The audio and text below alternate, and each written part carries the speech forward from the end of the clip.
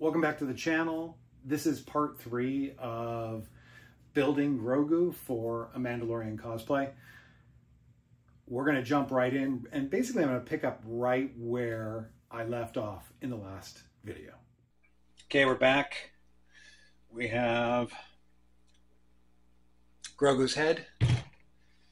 We have the neck part. And I think I'm going to try an X-Acto knife first. Basically, I want to insert this deep into that.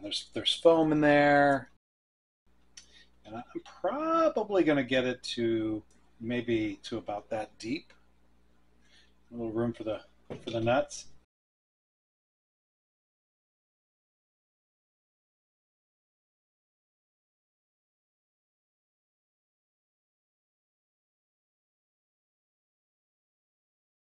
Cut just the top of the vinyl away. Ultimately, I want to get this foam out, so we're going to kind of dig that foam out with a chisel, or maybe with the X-Acto blade. I don't know.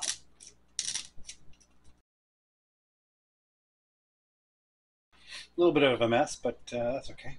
I'm going to now see how well it looks like I can cut out a little bit more.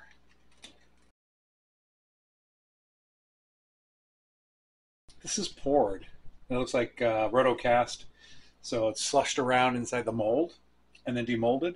So this isn't always going to be an exact science. This is going to require a little bit of trimming and forcing and, you know, just going back and forth to see how difficult it is.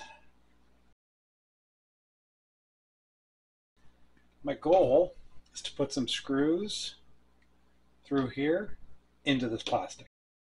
The other reason why you want to get a little bit deeper is because you really want the universal joint to be as high up into the head as possible.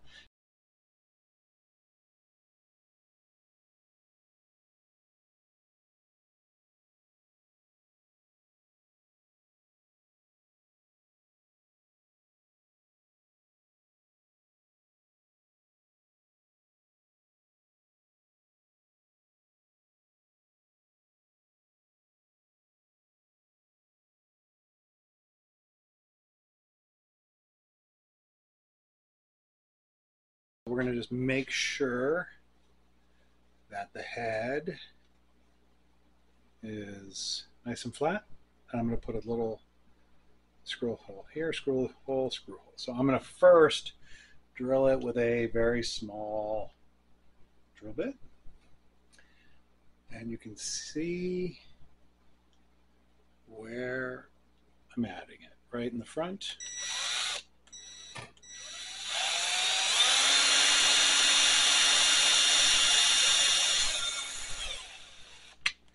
And I just went into the plastic. Okay, I'm going to take a number 4 screw.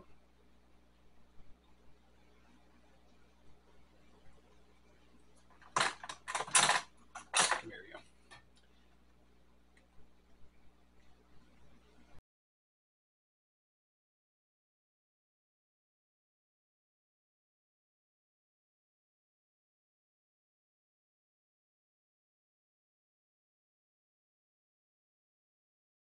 Now our head is attached.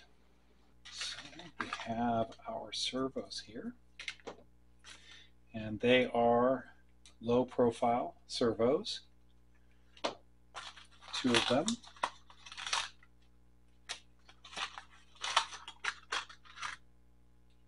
I have all my screws right there. All right, so I have my 2 low profile servos that I'm going to use, and these are 14 kilograms each, plenty strong for what we need them to do.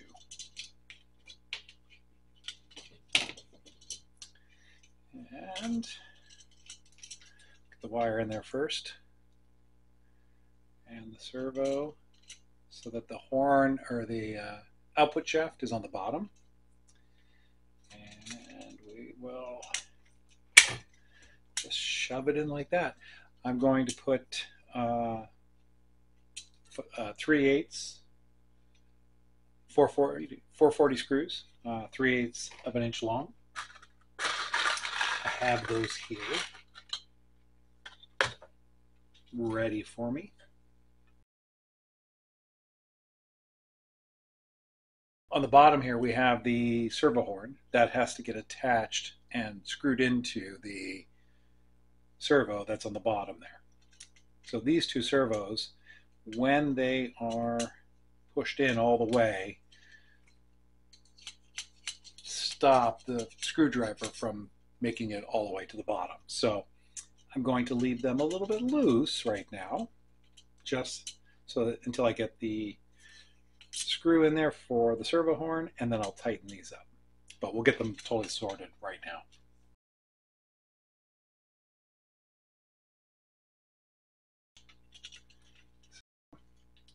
We have those on.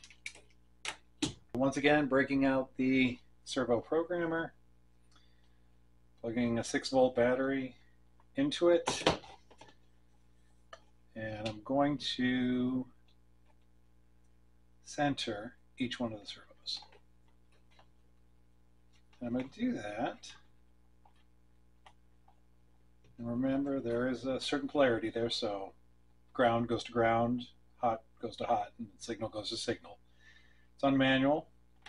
Press that and make sure it works. So it does work. And then getting it back to 1501 is fine. Hit back. I can unplug that servo. We'll plug this servo in. You get, with each servo, different styles of servo horns. Can you see that? Okay, so look, there's a round one, there's a star pattern there, there is a small lever like this, one-sided, and then there's a double-sided long lever. And you can always cut these too if you needed to, if you needed a longer lever here. So if you needed a longer one, you could cut off this one side if you needed to, but I think this is going to work just fine for what we're going to do. We're going to get one of those, and then the other package or the other servo. Also, we need the screw that will attach this servo arm to that servo. These are the small machine screws, and there should be 2 of those, because one for each servo. So we have those 2 as well. All the rest of this will end up in my extra servo parts bin. These 2 parts, one is an easy connector. It might be too close. Let me go back here a little bit. This little easy connector connects to the servo horn right on the end, and it also has a hole that allows a rod to run through it. That rod is connected to this ball joint. The easy connector has a small push connector to attach it to the servo horn. Push the easy connector through the servo horn, and the servo horn is pretty thick. It's a lot thicker than my easy connector, so I'm actually going to just sand that down a little bit. Let's sand down the servo horn slightly. I sanded this little character down a little bit. It's very hard to tell, but you can see I just made it a little bit skinnier. That way, the easy connector goes in there, the outermost hole, a little black rubber piece. It's like a hard plastic, actually. And this is the temporary one. I'm going to use the temporary one right now. Just there's a more permanent one that's made of metal. I'm going to press down on that with a pair of pliers too, just to make sure I got that on. So I removed the little set screw. The set screw holds the the threaded rod that's going to pass through that hole. And there's a little rubber piece right on the back of that. I did it backwards. God, I'm an idiot. Okay, let's take that off. Let's do that again. Okay. I'll leave those out. Put that down. So that's where the spline goes into. So we're going to put that down there, like that. Okay. All right, so now we're just going to squish it with a pair of pliers. Once again, just to make sure that's on. And, you know, I've really never had much of a problem with those. The easy connectors do come with, like I said, a metal one that you could pop on there as well, or, you know, instead of this plastic piece. But then it's on there more permanently. But that's going to be good for now. And I'm going to now stick this. Here's the front. Add a 90-degree angle to the servo. And we're just going to push that into position just like that. And it's toothed, so you want to make sure that you're not pushing it on, you know, the metal teeth and messing up those teeth. You want to just make sure you have it the right place. And then finally, the screw goes in there. And we want to tighten that down. And I'm going to hold on to the arm here so that it doesn't spin the shaft. So again, stays nice and straight. Okay, so I'm now going to do that to the other side.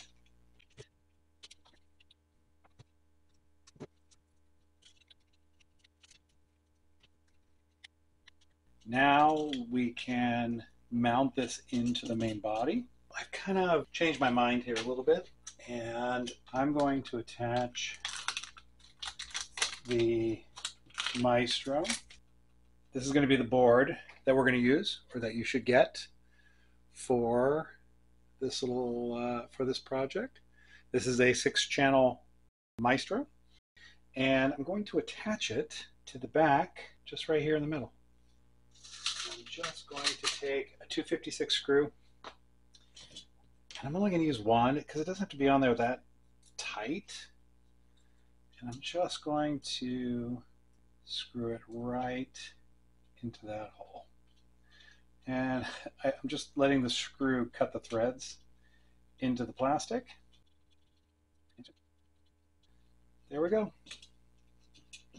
And that way I can attach all my servo wires to them. The ground pins are always on the outside, so we need to plug our servos into, and we're going to use channels 0, 1, and 2. And doesn't matter, we're going to put this one on 1, this one on 2, and we're going to put this servo on 0. So I'm just going to plug that in right now here. So that's 0, 1, and 2. So there's the first one, the brown wire, black or brown, whatever color that wire is, that comes with your servo, is the ground wire. Usually it's the bright colored wire, white, yellow, kind of yellowy orange, like in this case, are the signal wire. So the darker colors are usually the ground, and then the red in the middle is the hot lead. So this is going to go into number 1, just like that. You'll notice ground and ground, yellow, red. So everything's lined up there.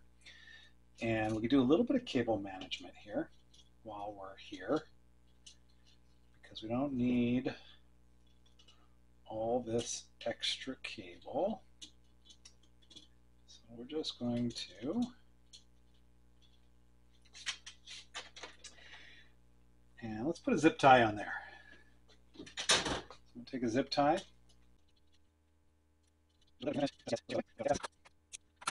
Back to where we were just a moment ago. I want to install this in there.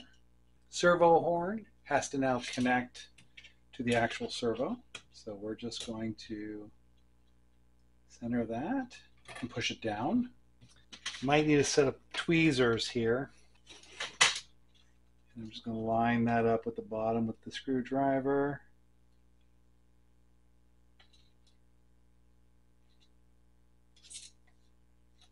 And that is on there. We can tighten each one of those screws now. So we'll just do that really fast. And there we have it. I now want to connect this servo wire, and I'm going to go, there's a hole. The servo wire is going to come up through that hole.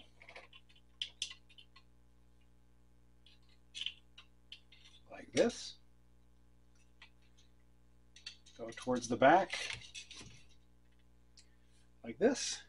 And it's going to be, so this particular servo has a black, a red, and a white. So white is signal, black is ground. Ground is going to go on the outside. And I'm going to plug it into connection 0. Reattach the universal joint to the hub there. And this is going to slide on. But before we do that, threaded rod, this is a 440 threaded rod. And this basically just screws right in there. You, however, though, need pliers.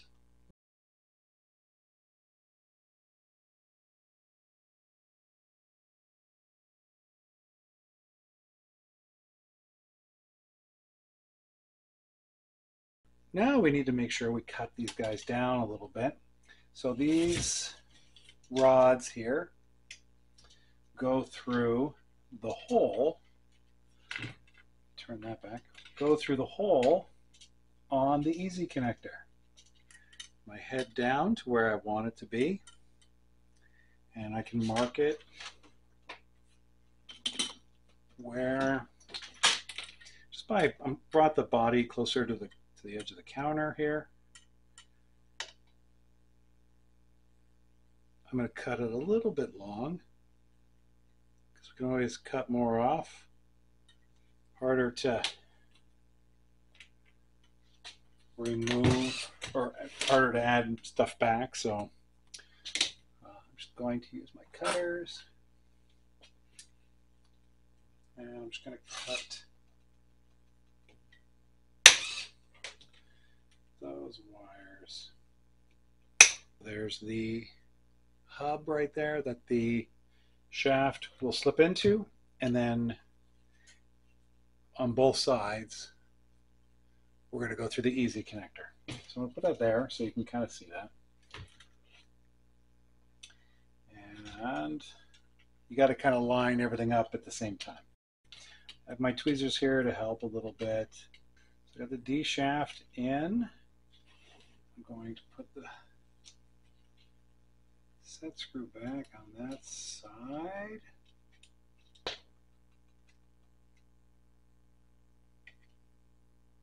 So there's that one.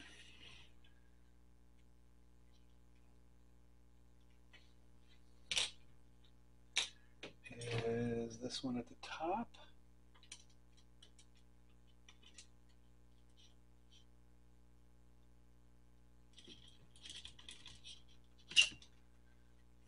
And we can turn you. It's okay to turn the servo slowly while there's no power. Try to turn the servos while there's power, that can be an issue.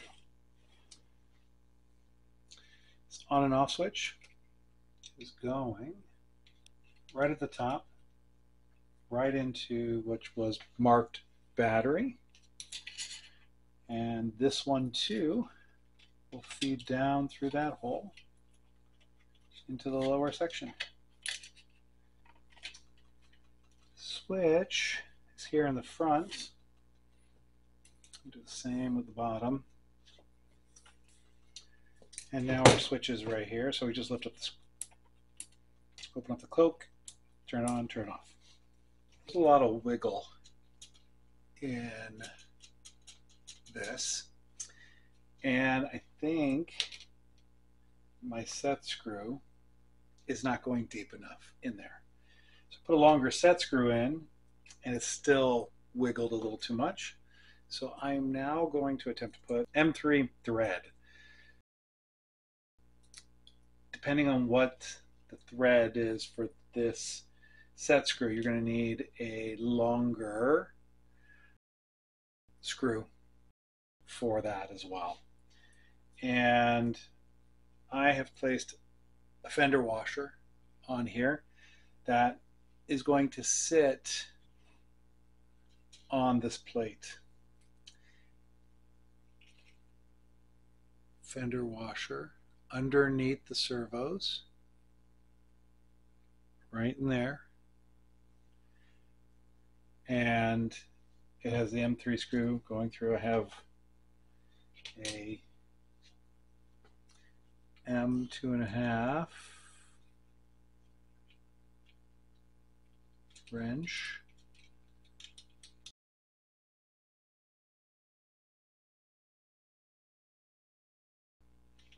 Okay. So that has sufficiently tightened that up. The head of the screw is here. There's a fender washer, and it's holding the entire assembly tighter now to the servo. And this particular M3 is 16 millimeters long, so it's a pretty deep one, so that it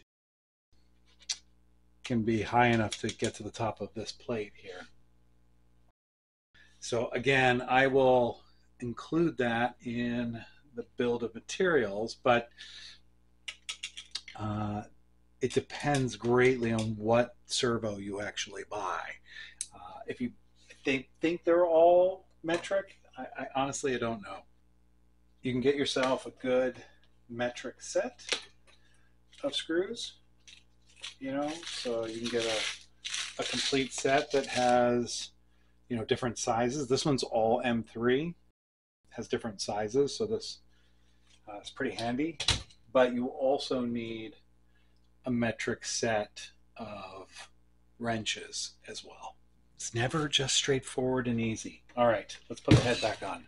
Right now the head is way too high, so I have to trim this shaft and probably these arms here a little lower. And you can tell that because I put the body back next to this thing, and they're at the same plane, but this should be here, and then the head should be probably down to, you know, just above where the shoulders are. So I'm going to cut those and lower that, and I'm just going to use the Dremel like we did the first time. All right, so now you can see I cut a full 1.25 inches off of that shaft. So we started off with 100 millimeter shaft, and I cut just an end off for the very top of the hub and above the universal joint, and it's approximately, no, I think it's actually 50 millimeters or 2 inches below the universal joint going into the body. So I think it's best to start with a 100 millimeter shaft, and that way you can adjust your height, your head height perfectly or exactly to what your, you know, what this dimension ends up being, and it allows you some flexibility. Thank you for watching. Hopefully the whole build progress was clear. The next video, we will be doing the programming. Please leave questions in the comments. I will be doing my best to answer anyone's questions. You can also email me. My email address is available through YouTube. So you can email me and I will do my best to help you out no matter where you are in the build. Please consider subscribing. It really helps a small channel like this. Thank you.